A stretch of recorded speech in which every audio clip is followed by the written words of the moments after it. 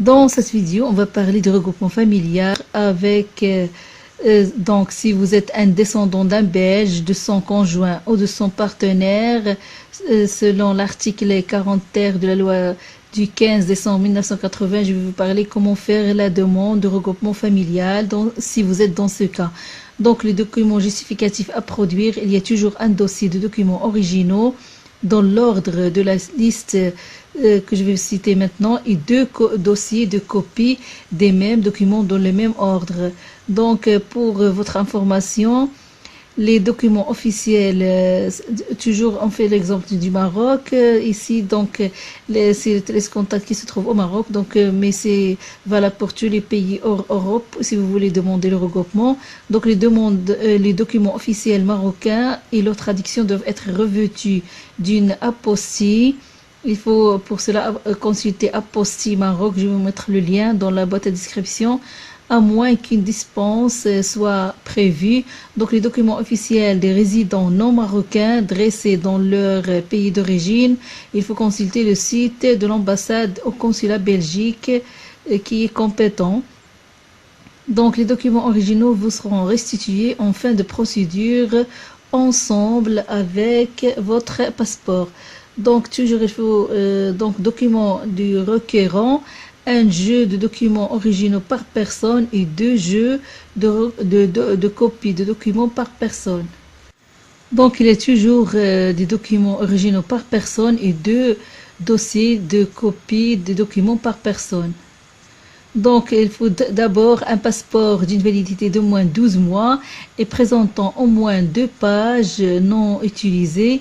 Les deux dossiers de copie doivent comporter copie du passeport. Il faut aussi la preuve de paiement de la redevance si vous avez 18 ans et plus. Si vous avez moins de 18 ans, vous ne devez pas payer de redevance.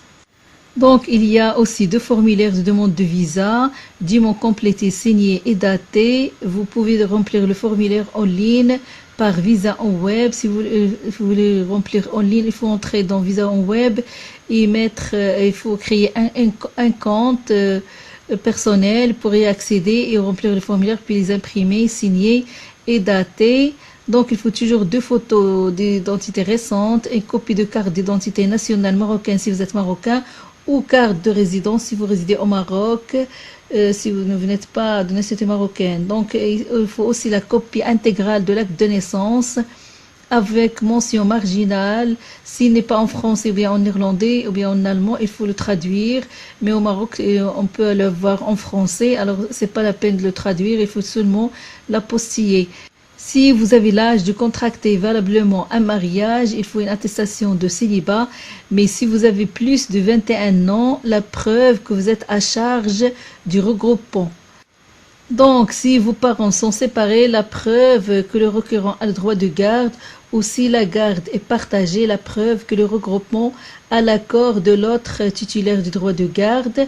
Tant le fond que la forme du document devront respecter les dispositions du droit marocain en matière de garde et d'autorité parentale. Pour le document du regroupant, donc le regroupant ne doit présenter qu'un seul jeu de documents pour toute sa famille, ça veut dire qu'un seul dossier, c'est-à-dire quand il regroupe plusieurs enfants ensemble avec leurs parents, beaux-parents ou bien conjoints ou bien le partenaire du regroupant. Donc un seul jeu de documents originaux par famille et deux jeux de copies de documents par famille. Donc, il faut une copie, donc dans ces dossiers, il faut une copie de carte d'identité belge du regroupant, une copie des pages utilisées du passeport du regroupant, et puis la preuve que le regroupant a son affiliation à la mutuelle avec une attestation d'assurabilité pour regroupement familial. Donc, il faut aussi la preuve que le regroupement a un logement suffisant. En plus de ça, il faut toujours la preuve des moyens de subsistance du regroupement, à savoir qu'ils doivent être stables, réguliers et suffisants. Mais si vous êtes libre de déposer tout autre document que vous jugez utile au traitement de votre demande. Si votre dossier n'est pas complet, donc là, ils disent ici, ils ne peuvent pas vérifier si vous réunissez les conditions d'un regroupement familial. La demande risque donc de se solder par un refus. Par conséquent, le consulat vous conseillera de reprendre votre dossier et de le compléter. Ne déposez qu'un dossier complet. Vous éviterez ainsi des frais inutiles et une transmission de votre dossier à l'Office des étrangers avec un avis négatif. Si vous ne pouvez pas déposer un dossier complet, expliquez toujours pourquoi. Donc, si votre dossier est complet, vous recevez une décision dans les 6 mois qui suivent la date de dépôt effectif de votre demande. Et pour la procédure pour déposer votre dossier, pour demander le visa, donc il faut toujours connaître bien les documents à fournir. Et pour l'étape 1, il faut remplir le formulaire visa au web, le site du web. Donc veuillez noter que le formulaire visa au web doit être rempli, imprimé avant de prendre rendez-vous. Dès que votre demande est validée, votre formulaire de demande VOW sera envoyé à votre adresse courriel. Le formulaire doit être rempli en lettres capitales à l'encre noire et signé par le demandeur en personne. Donc pour l'étape 3, il faut créer votre compte TLS Contact. Donc veuillez créer votre compte d'utilisateur personnel et activer votre compte en cliquant sur le lien fourni dans le courriel que vous a été envoyé. Et pour la 4e étape, il faut entrer vos données personnelles, c'est-à-dire connectez-vous à votre compte, remplissez les données personnelles demandées.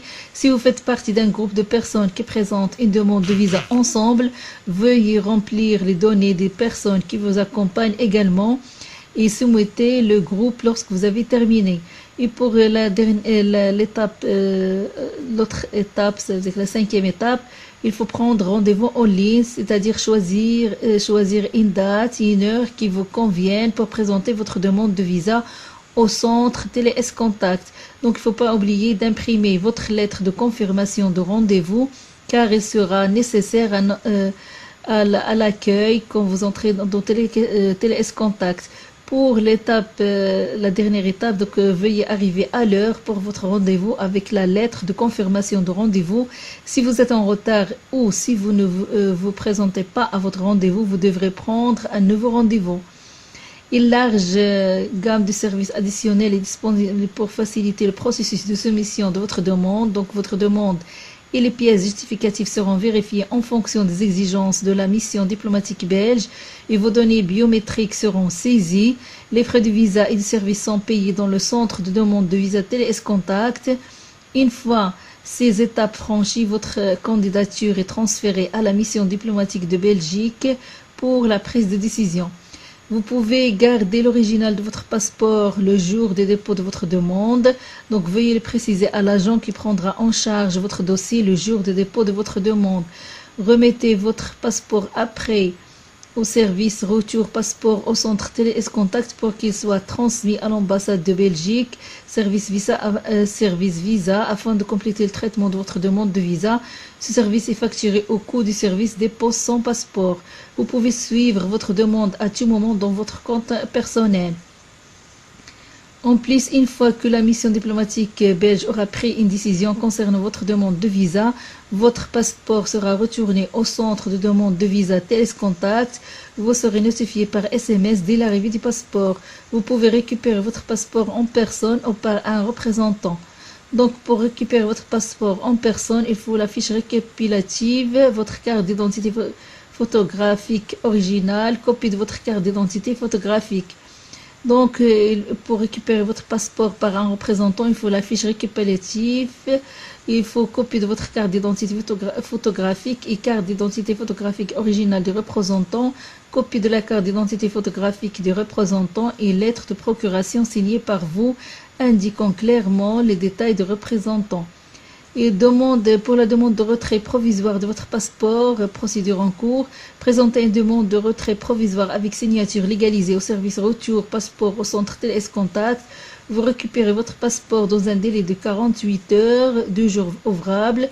Remettez votre passeport après au service retour passeport pour qu'il soit retransmis à l'ambassade de Belgique, service visa afin de compléter le traitement de votre demande de visa.